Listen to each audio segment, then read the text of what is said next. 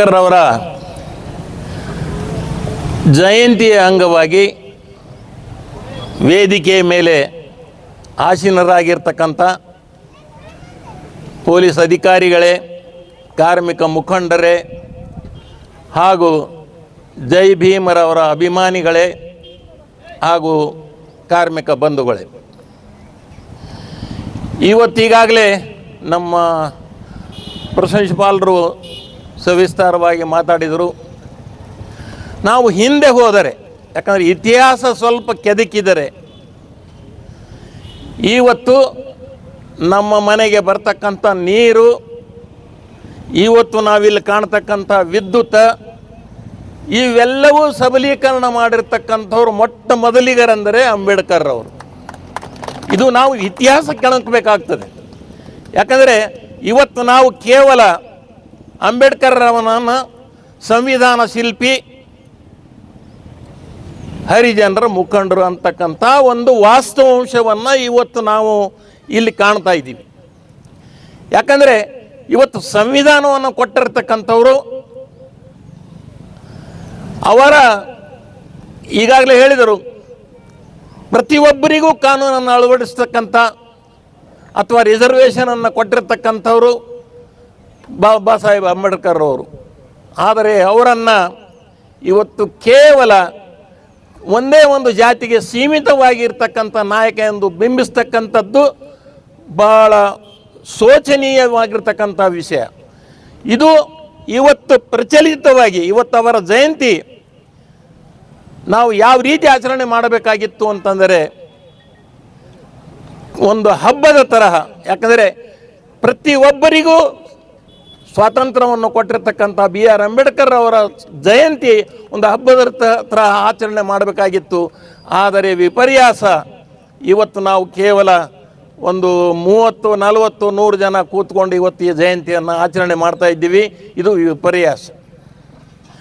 ಇವತ್ತು ಏಪ್ರಿಲ್ 14 ಸಮಾನತೆ ಹಾಗೂ ಮಾನವ ಹಕ್ಕುಗಳ ಪ್ರತಿಪಾದಕ ಮತ್ತು ಅಸಮಾನತೆಯ ವಿರುದ್ಧ ಹೋರಾಡಿರ್ತಕ್ಕಂಥ ಬಾಬಾ ಸಾಹೇಬ್ ಅಂಬೇಡ್ಕರ್ ಅವರ ಜಯಂತಿ.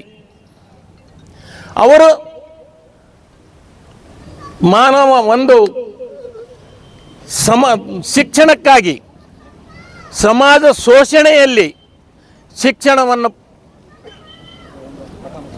ಆಯ್ತಾ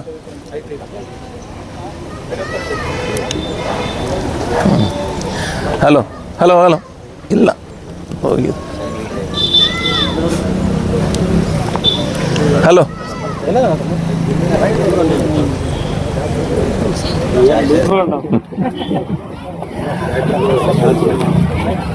ಡಾಕ್ಟರ್ ಬಾಬಾ ಸಾಹೇಬ್ ಅಂಬೇಡ್ಕರ್ ಅವರು ಶಿಕ್ಷಣಕ್ಕಾಗಿ ಸಮಾಜದ ಶೋಷಿತದಿಂದ ಒಳಪಟ್ಟರೂ ಸಹಿತ ಶಿಕ್ಷಣದ ಕ್ರಾಂತಿಯನ್ನು ಮಾಡಿ ಸಂವಿಧಾನ ಶಿಲ್ಪಿ ಸಂವಿಧಾನವನ್ನು ಬರೆದು ಇವತ್ತು ಭಾರತಕ್ಕೆ ಸಂವಿಧಾನವನ್ನು ಕೊಟ್ಟಿರ್ತಕ್ಕಂಥ ಅಸಮಾನತೆಯನ್ನು ಹೋಗಲಾಡಿಸಿರ್ತಕ್ಕಂಥ ಬಾಬಾ ಸಾಹೇಬ್ ಅಂಬೇಡ್ಕರನ್ನು ನಾವು ನೆನೆಸ್ಕೊಳ್ಬೇಕಾದಂಥ ವಿಷಯ. ಈಗಾಗಲೇ ನಮ್ಮ ಸರ್ ಅವ್ರು ಹೇಳಿದರು, ಓನ್ಲಿ ಒಂದು ಹೇಳಿದರು, ಅವರು 3 ಕೊಟ್ಟಿದ್ರು. ಅದರಲ್ಲಿ ಒಂದು ಹೇಳಿದರು ಶಿಕ್ಷಣ ಅಂತ. ಶಿಕ್ಷಣ, ಒಕ್ಕಟ್ಟು ಹಾಗೂ ಹೋರಾಟ, ಈ 3ಅನ್ನು ಅವರು ಪ್ರತಿಪಾದನೆ ಮಾಡಿದರು. ನಿಮ್ಮೆಲ್ಲರಿಗೂ, ದಲಿತರಿಗಂತಲ್ಲ, ಭಾರತ ದೇಶದಲ್ಲಿರ್ತಕ್ಕಂಥ ಪ್ರಜೆ ಶಿಕ್ಷಣ ಪಡೆಯಬೇಕು, ಶಿಕ್ಷಣ ಪಡಿಲೇಬೇಕು. ಯಾಕಂದರೆ ಶಿಕ್ಷಣ ಪಡೆದಾಗ ಮಾತ್ರ ನಾವು ಏನಾದರೂ ಸಾಧಿಸ್ಲಿಕ್ಕೆ ಸಾಧ್ಯ ಆಗ್ತದೆ. ಶಿಕ್ಷಣ ಪಡೆದಾಗ ಮಾತ್ರ ನಾವು ಹೋರಾಟ ಮಾಡಲಿಕ್ಕೆ ಸಾಧ್ಯತೆ ಆಗ್ತದೆ. ಶಿಕ್ಷಣ ಪಡೆದಾಗ ಮಾತ್ರ ನಾವು ನಮ್ಮ ಹಕ್ಕನ್ನು ಕೇಳ್ತಕ್ಕಂಥ ವ್ಯವಸ್ಥೆಯಲ್ಲಿ ಬರಲಿಕ್ಕೆ ಆಗ್ತದೆ. ಶಿಕ್ಷಣ ಅವರ ಕೊಟ್ಟಿರ್ತಕ್ಕಂಥ ಮೊದಲನೇ ಪಾಯಿಂಟ್. ಸಂಘಟನೆ, ನಾವು ಸಂಘಟನೆಯಲ್ಲಿ ಈಗಾಗಲೇ ಕಾರ್ಮಿಕ ಸಂಘಟನೆ ಇದೆ, ದಲಿತ ಸಂಘಟನೆ ಇದೆ, ಅಥವಾ ಇನ್ನೊಂದು ಯಾವುದೋ ಸಮಾಜ ಸಂಘಟನೆ ಇದೆ. ಇವತ್ತು ನಾವು ಸಮಾಜ ಸಂಘಟನೆ ಕಟ್ತಾ ಇದ್ದೀವಿ, ದಲಿತರ ಸಂಘಟನೆ ಕಟ್ತಾ ಇದ್ದೀವಿ, ಕಾರ್ಮಿಕರ ಸಂಘಟನೆ ಕಟ್ತಾ ಇದ್ದೀವಿ. ಆದರೆ ಅದರ ಪ್ರತಿಫಲ ಅವ್ರು ಹೇಳಿರ್ತಕ್ಕಂಥದ್ದೇನು, ನೀವು ಸಂಘಟನೆಯಾಗಿ ಹೋರಾಟ ಮಾಡಿ ಈ ಭಾರತದಲ್ಲಿರ್ತಕ್ಕಂಥ ಹಕ್ಕುಗಳನ್ನು, ನಮಗೆ ಬೇಕಾಗಿರ್ತಕ್ಕಂಥ ಹಕ್ಕುಗಳನ್ನು ಪಡ್ಕೊಳ್ತಕ್ಕಂಥದ್ದು ವ್ಯವಸ್ಥೆಗೆ ನೀವೆಲ್ಲರೂ ಹೋಗಬೇಕು ಅಂತಕ್ಕಂಥದ್ದು ಅವರು ಎರಡನೆಯ ಗುರಿ. ಬಾಬಾ ಸಾಹೇಬ್ ಅಂಬೇಡ್ಕರ್ ಅವರ ಎರಡನೆಯ ಗುರಿ. ಇನ್ನು ಮೂರನೆಯದು ಹೋರಾಟ. ಹೋರಾಟ ಅಂತೂ ಮಾಡಲೇಬೇಕು. ಯಾಕಂದ್ರೆ ಇವತ್ತು ಯಾವನೋ ನಾವು ಸಂಘಟನೆ ಕಟ್ಕೊಂಡಿವಿ ನಮಗೆ ಏನರ ಕೊಡ್ರಿ ಅಂದ್ರೆ ಯಾರು ಕೊಡೋದಿಲ್ಲ. ಹೋರಾಟ ಇದ್ದಾಗ ಮಾತ್ರ ನಮಗೇನಾದರೂ ಪಡೀಲಿಕ್ಕೆ ಸಾಧ್ಯತೆ ಆಗ್ತದೆ. ಆದರೆ ಇವತ್ತು ಈಗಾಗಲೇ ನಮ್ಮ ಹೋರಾಟಕ್ಕಿಂತಲೂ ಈಗೇನಾಗ್ತಾ ಇದೆ ಭಾರತ ದೇಶದಲ್ಲಿ ಅಥವಾ ನಮ್ಮ ಕರ್ನಾಟಕ ರಾಜ್ಯದಲ್ಲಿ ಅಸಂಘಟಿತ ವಲಯ ಒಂದು ದೊಡ್ಡದಾಗಿ ಬೆಳೀತಾ ಇದೆ.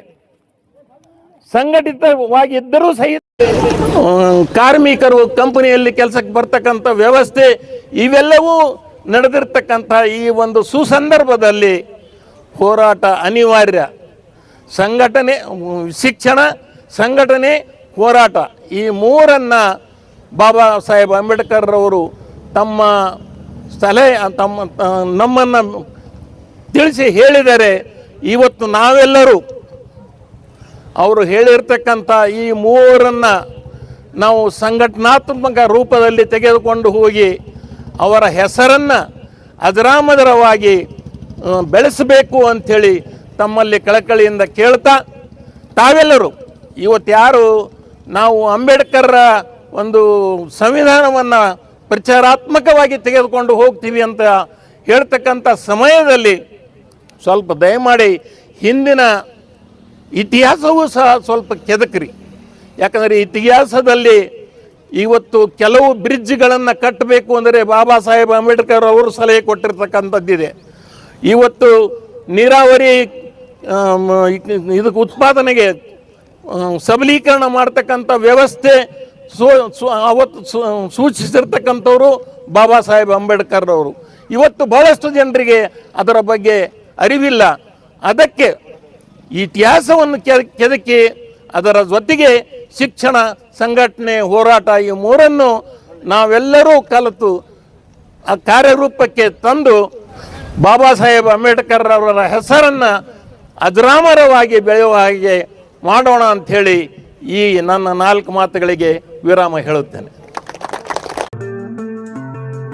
RTV ಕನ್ನಡ, ಚಿನ್ನದ ನಾಡಿನ ಕನ್ನಡಿಗರ ಧ್ವನಿ. ನಮ್ಮ ಚಾನೆಲ್ ವೀಕ್ಷಿಸಿದ ನಂತರ ಲೈಕ್ ಮಾಡಿ, ಶೇರ್ ಮಾಡಿ, ಸಬ್ಸ್ಕ್ರೈಬ್ ಮಾಡಿಕೊಳ್ಳಿ. ರಾಯಚೂರು ಜಿಲ್ಲೆಯ ಪ್ರತಿನಿಧಿ ಶ್ರೀನಿವಾಸ್ ಮಧುಶ್ರೀ, ಹಟ್ಟಿ ಚಿನ್ನದ ಗಣಿ. ಧನ್ಯವಾದಗಳು.